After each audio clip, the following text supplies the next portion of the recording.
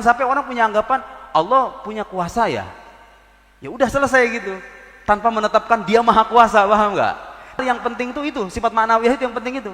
Itu yang menjadikan orang beriman apa kufur. Anda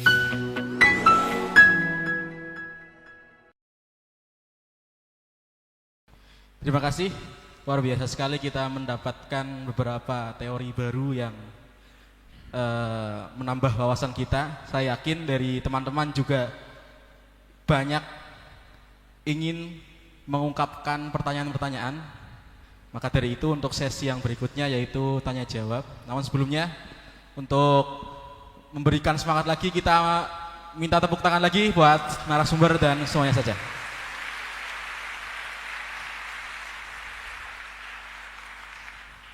Diminum dulu Ustaz. iya, minum hilang rasa haus saya kan. Tapi hal hada yu'athir. Hal ma yu'athir. Inda al-Imam Sanusi la yu'athir. La yu'athir. Baik, untuk permulaan kami buka sesi tanya jawab 3 orang dulu mungkin. Ya, dari yang pertama nanti dulu, kemudian dari yang kedua sebelah sana ada enggak? Ya, 3 orang dulu, silakan. Ke mic masing-masing. Silakan ke mic masing-masing dulu.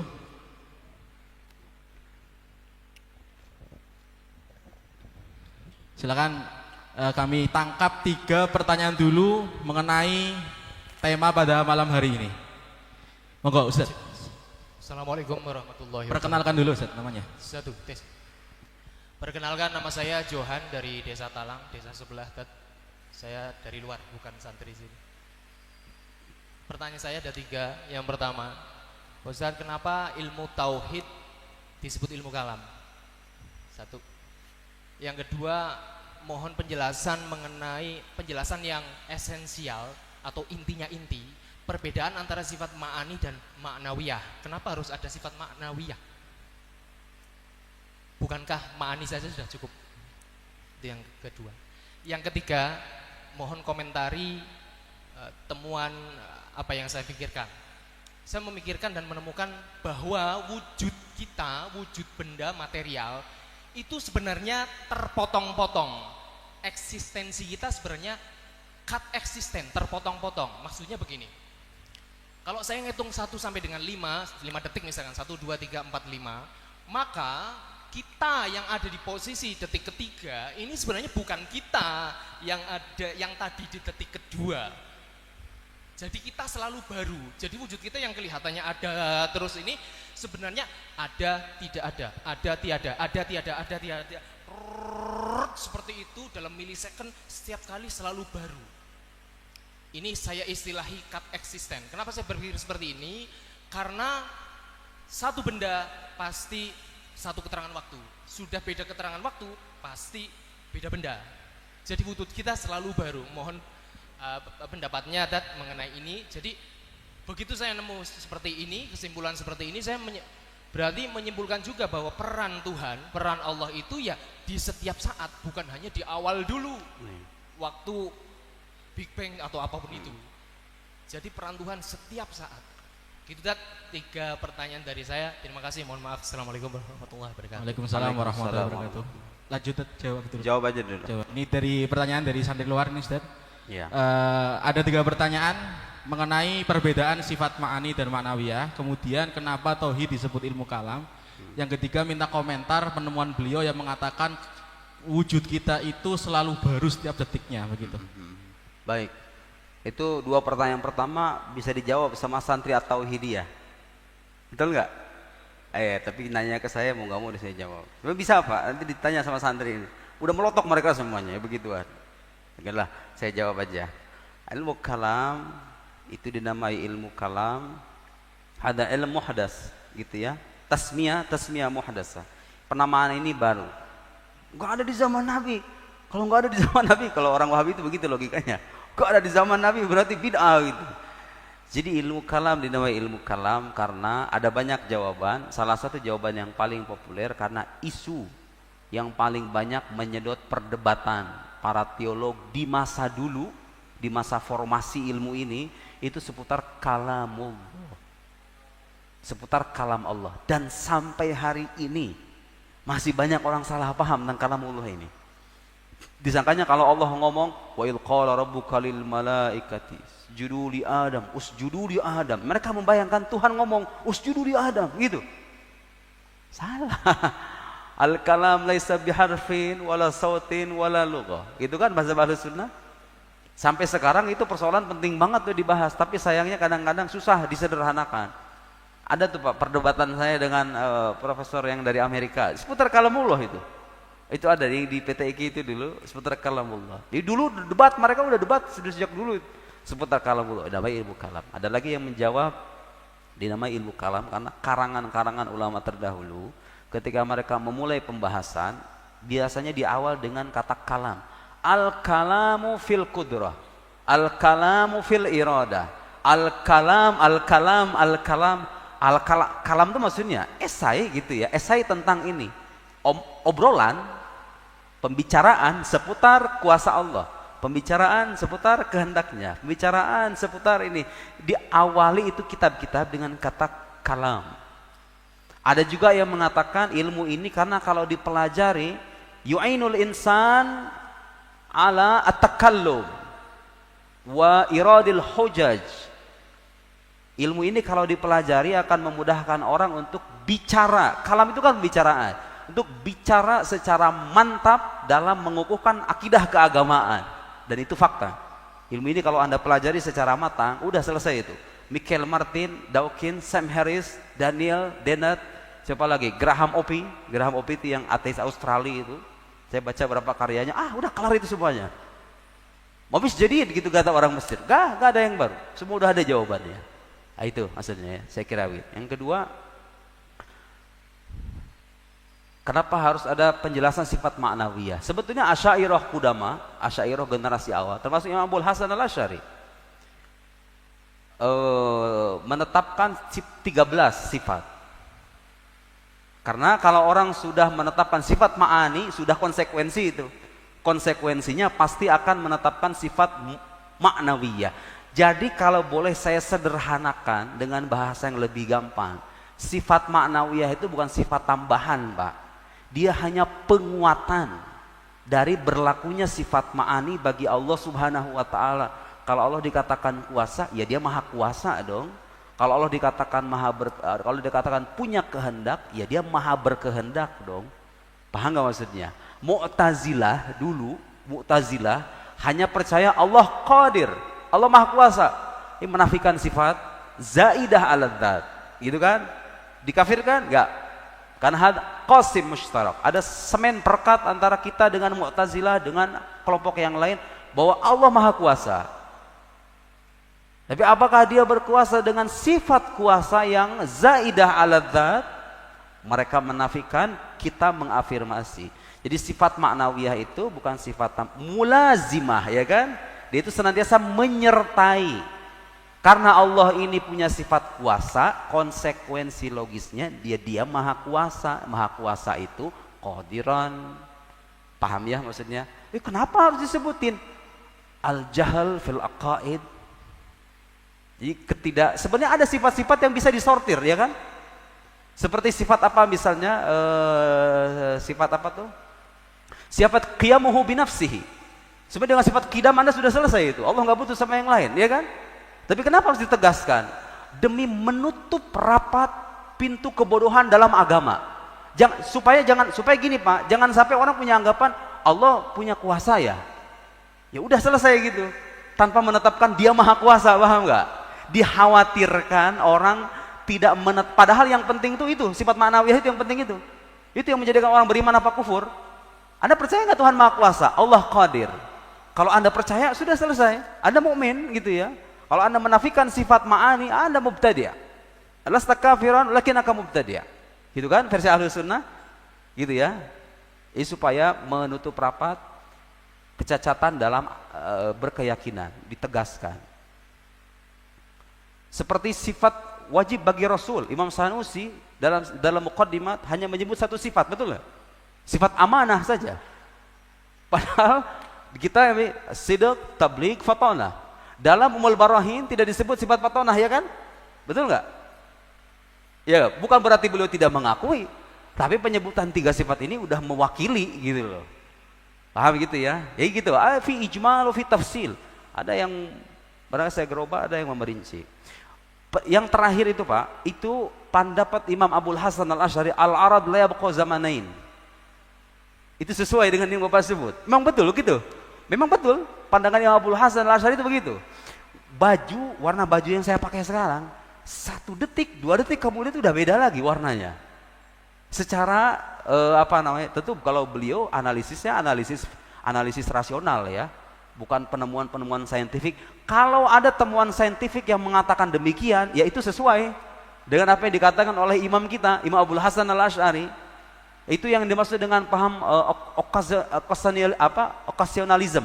okasionalisme, bahwa Tuhan itu senantiasa berbuat setiap saat.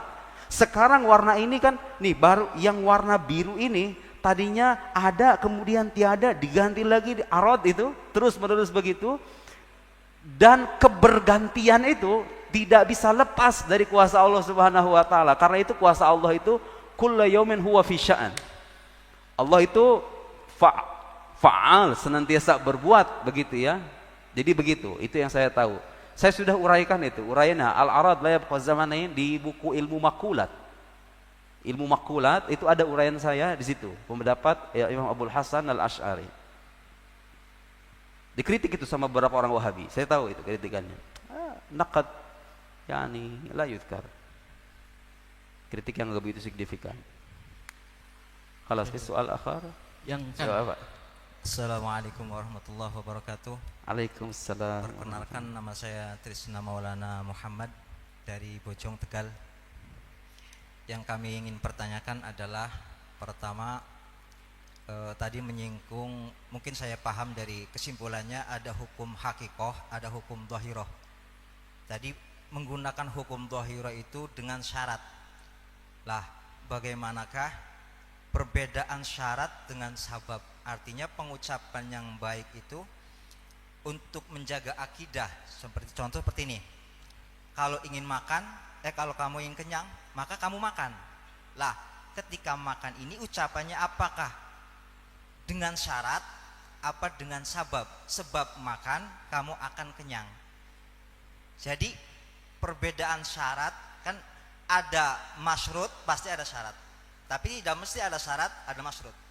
Sehingga yang khawatirnya secara hukum ada kan robtul wujud bil wujud. Adanya makan maka mengakibatkan adanya kenyang.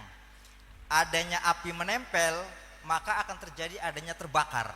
Nah, sabab akibat. Lah, ucapan untuk menjaga akidah itu dengan pelantara, dengan syarat apa dengan sabab? Mungkin minta penjelasan seperti itu. Dengan syarat. Yang kedua, kudrot itu ta'aluk pada mungkinat. Ini seputar ini. Yang jadi terngiang dalam pikiran saya, kan alam itu terdiri dari ajrom, benda, dan a'rad, sesuatu yang sifat yang selalu berubah, yang berubah-berubah. Sehingga apakah mungkin itu hanya jirim dan a'rad saja? Apa ada sesuatu yang lain, alam, tapi bukan jirim dan a'rad? Mungkin seperti itu.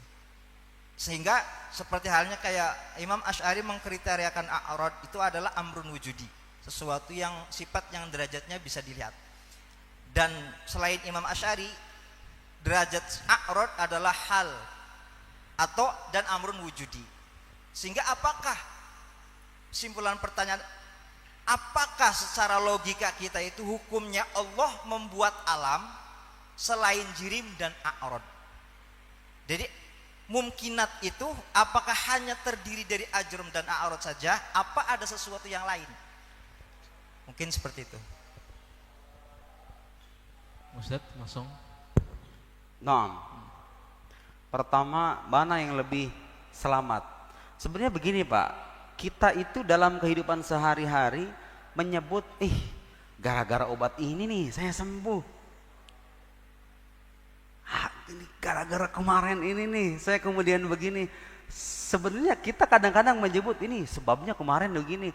Itu sebenarnya pelafalan-pelafalan yang tergantung maknanya aja sebetulnya. Tidak perlu dimani secara ketat gitu loh. Orang beriman yang ngomong, saya dulu pernah ceramah waktu di sebuah masjid. Kebetulan ada orang Wahabi. Itu saya ngomong begini, Pak, saya diajarkan sama guru saya, Kalau pengen hidup sehat itu sesuai dengan sabda Nabi, la na'kul illa idza ju'na wa idza akalna la nashba. Itu kan? Habis selesai ceramah saya dibilang begini, Pak. Terus saya cerita tentang guru saya. Saya punya guru, kata saya, kebiasaan makannya kadang-kadang kalau pagi itu cuman sebutir 2 atau 3 butir korma, habis itu dengan bawang putih, karena bawang putih itu punya khasiat medis yang bagus. Bawang putih dipek-pek sama mungkin roti sebiji, roti ish, roti khas Mesir. Kata senior saya begitu, saya ceritain tuh. Lihat Pak, kata saya, ulama-ulama yang paham pesan-pesan kenabian tuh, hatta kehidupan sehari-harinya pun mencerminkan ajaran Nabi. Kalau makan tuh nggak sampai kenyang. Ternyata itu sebab hidup sehat. Saya bilang begitu. Diprotes sama jemaahnya. Terus kalau begitu Anda mengingkari kuasa Tuhan tuh, yang menjadikan dia sehat gitu. Ya enggak gitu loh. Kadang-kadang soal mana yang menjadikan selamat atau tidak itu kan al-ibrah bil ma'ani wal maqasid, mesti bil alfad. Kalaupun saya mengatakan sebab makanan itu tuh saya merasa enak gitu kira-kira ya. Ya sebab bukan dalam arti usul fiqih, dalam arti mayal zamin wujuhil wujur, mayal zamin alamin adam, bukan gitu ya. Tapi itu hanya sebatas pelafalan-pelafalan yang sudah kadung kita normalisasi, bukan dalam arti yang sesungguhnya kan sebetulnya sebab juga kan. Itu katakanlah kalau pengen lebih aman, katakan itu menjadi punya peranan. Punya peranan itu kira-kira. Makna kalau kita katakan ini sebab ini, maksudnya punya peranan. Tapi tidak pasti kan? Ya sudah, kalau tidak pasti ya sudah, akidah kita selamat. Kalau Anda mengatakan enggak, di mana ada makanan pasti ada kenyang, sudah, itu akidah Anda cacat. Kan begitu, ya kira gitu ya. Kemudian apa lagi tadi? Ajrum a'rad. Aywa, tergantung siapa yang ditanya. Lotas alal falasifa, menanya sama para sifah, fi asya laysat hiya ajram, ay bima'na laysat hiya ajsam wa laysat hiya a'rad. Al-uqul wa hiya qadima indahum berfarasifah. Waqad abtalaha al-imam at-Taftazani wal imam al-Jurjani wal imam fulan. Kalau tanya mazhab mutakallimun, la al-mawjud munhasir fil ajram wa al-a'rad wal a'rad mulazimah lil ajram. Terus bagaimana dengan makhluk-makhluk yang non indrawi? Jismun latif. Versi mutakallim, jismun latif. Jadi mazhab mutakallimin itu mengingkari namanya jawahir mujarradah. Jawahir mujarradah. Apa itu jawahir mujarradah? Apa itu uqul? Apa itu akal dalam istilah para filsuf? Sudah saya uraikan di buku ilmu makulat. Ada, serius. Saya lupa halamannya berapa. Ada masalah tentang akal. Bukan akal versi yang kita pahami loh ya. Ketika para filsuf bilang ada namanya akal, itu wujud non materi, dzatan wa fi'lan. Mujarrad jauhar mujarrad anil maddah dzatan wa fi'lan.